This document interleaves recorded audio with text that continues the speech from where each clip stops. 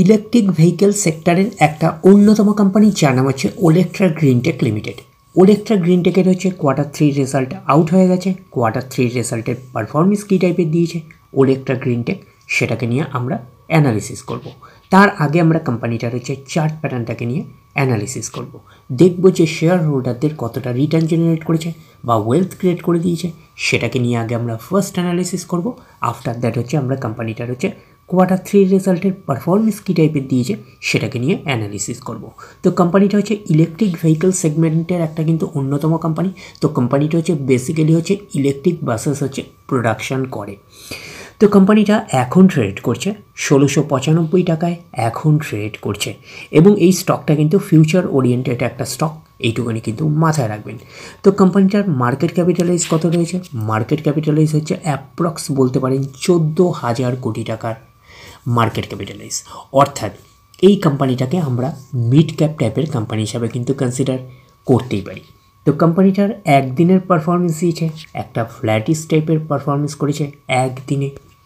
5 দিনের পারফরমেন্স দিয়েছে 2% positive return generate করেছে 5 দিনে।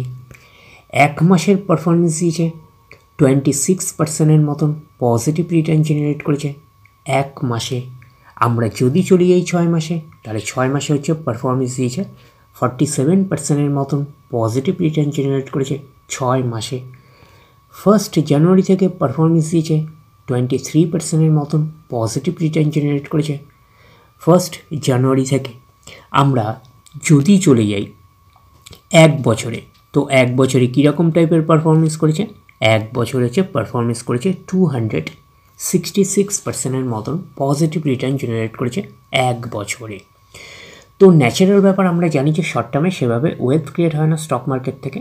যত লং খেলবেন স্টক মার্কেটে তত হচ্ছে ওয়েলথ ক্রিয়েট হয়। বাট এই কোম্পানিটা কিন্তু শর্ট টার্মে অর্থাৎ 1 বছরে কিন্তু একটা ডিসেন্ট টাইপের পারফরমেন্স করেছে, হিউজ ওয়েলথ ক্রিয়েট করে দিয়েছে শেয়ার হোল্ডারদের। আমরা এইটুকুনি বলতে পারি 100% মানে ইনভেস্টমেন্ট ডবল। তো ইনভেস্টমেন্টকে আমরা এইটুকুনি বলতে পারি 3.5 গুণের কিন্তু অনেকটাই বেশি করে দিয়েছে 1 বছরে। তো 1 বছরে অর্থাৎ শর্ট টার্মে কিন্তু একটা ডিসেন্ট টাইপের পারফরমেন্স করেছে, হিউজ ওয়েলথ ক্রিয়েট করে দিয়েছে শেয়ার হোল্ডারদের, আমরা এইটুকুনি বলতেই পারি।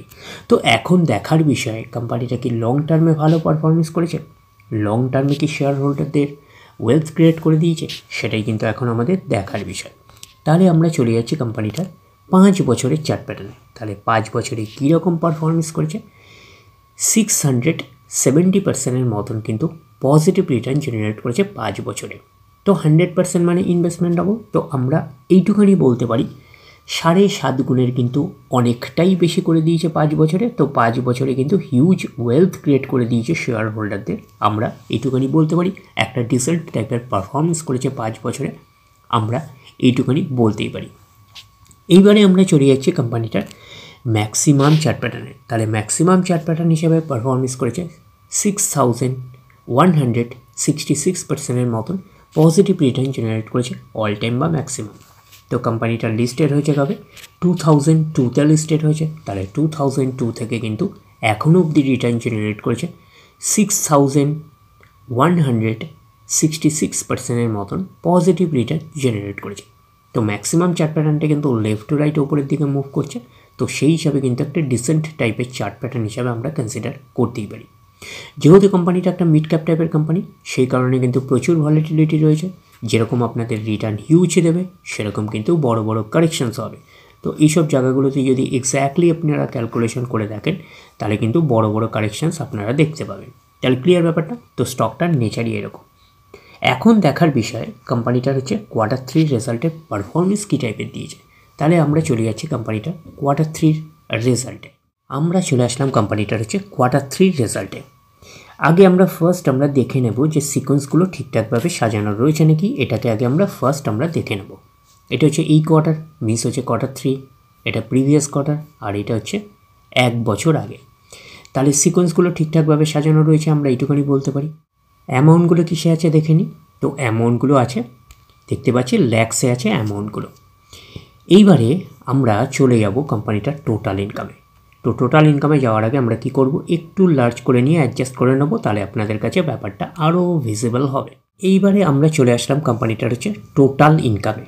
তাহলে কি পাচ্ছি, এই কোয়ার্টার মিস হচ্ছে কোয়ার্টার 3-তে 34,465, প্রিভিয়াস কোয়ার্টারে ছিল 31,028 এবং এক বছর আগে ছিল 25,755।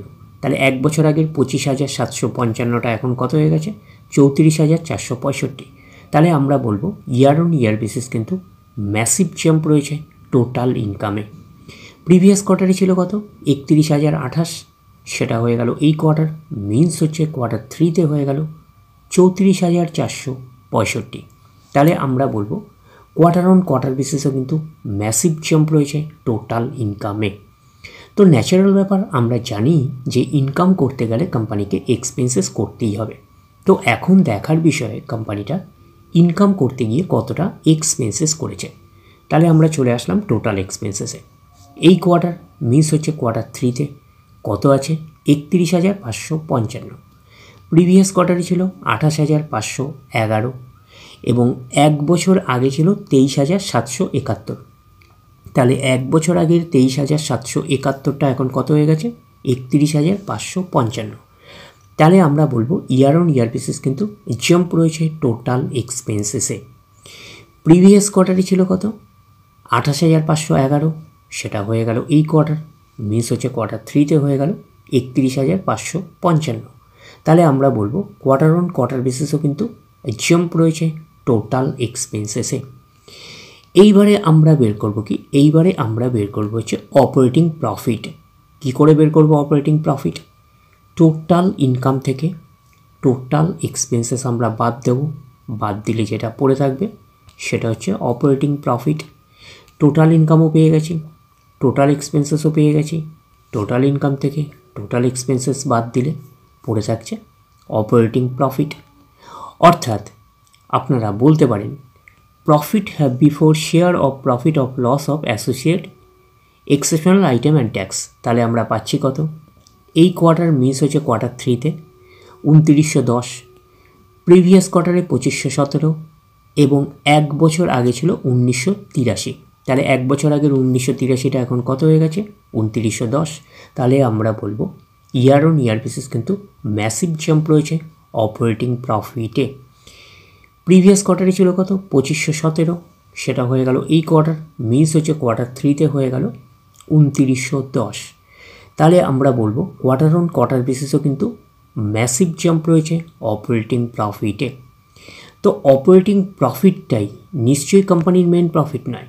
তারপরে হচ্ছে বিভিন্ন কী থাকলে অ্যাডজাস্টমেন্ট যদি থাকে সেগুলো প্লাস মাইনাস হবে, গভর্নমেন্টকে ট্যাক্স পে করতে হবে, গভর্নমেন্টকে ট্যাক্স পে করার পরে কোম্পানির কাছে যেটা পড়ে থাকবে সেটা কোম্পানির ফাইনাল প্রফিট বা নেট প্রফিট হিসাবে আমরা কনসিডার করতে পারি। তাহলে আমরা কি পাচ্ছি? Net profit after tax. এটাকেই আমরা নেট প্রফিট বলতে পারি, এটাকেই আমরা ফাইনাল প্রফিট বলতে পারি। এই কোয়ার্টার মিস হচ্ছে কোয়ার্টার 3তে 2711, প্রিভিয়াস কোয়ার্টারে ছিল 1857 এবং এক বছর আগে ছিল কত? 1530। তাহলে এক বছর আগের 1530টা এখন কত হয়ে গেছে? 2711। তাহলে আমরা বলবো ইয়ার অন ইয়ার বেসিস কিন্তু ম্যাসিভ জাম্প রয়েছে নেট প্রফিটে। প্রিভিয়াস কোয়ার্টারে ছিল কত? 1857, সেটা হয়ে গেল এই কোয়ার্টার, মিনস হচ্ছে কোয়ার্টার 3তে হয়ে গেল কত? 2711। তাহলে আমরা বলবো কোয়ার্টার অন কোয়ার্টার বেসিসও কিন্তু ম্যাসিভ জাম্প রয়েছে নেট প্রফিটে। এইবারে আমরা চলে যাব কি?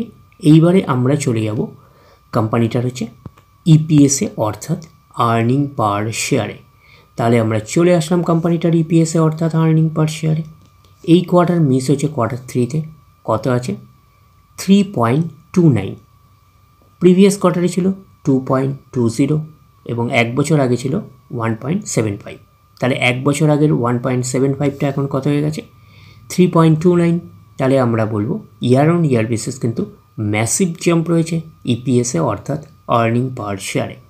প্রিভিয়াস কোয়ার্টারে ছিল কত? 2.20, সেটা হয়ে গেল এই কোয়ার্টার, মিনস হচ্ছে কোয়ার্টার 3তে হয়ে গেল কত? 3.29। তাহলে আমরা বলবো কোয়ার্টার অন কোয়ার্টার বেসিসও কিন্তু ম্যাসিভ জাম্প রয়েছে ইপিএসে অর্থাৎ আর্নিং পার শেয়ারে। তো ন্যাচারাল ব্যাপার, আমরা জানি যে নেট প্রফিটের রিফ্লেকশনটা ইপিএসে পাই, তো নেট প্রফিটের রিফ্লেকশনটা আমরা ইপিএসে পেয়েছি। তো ওভারঅল কনক্লুশন কী দাঁড়াচ্ছে? তো ওভারঅল কনক্লুশন আমরা বলতে পারি কোম্পানিটার হচ্ছে কোয়ার্টার 3 রেজাল্ট আমরা এইটুখানি বলতে পারি একটা আউটস্ট্যান্ডিং টাইপের একটা পারফরমেন্স করেছে। আমরা কিন্তু এইটুখানি বলতেই পারি। তাহলে ওভারঅল ভিউটা আপনাদের কাছে ক্লিয়ার।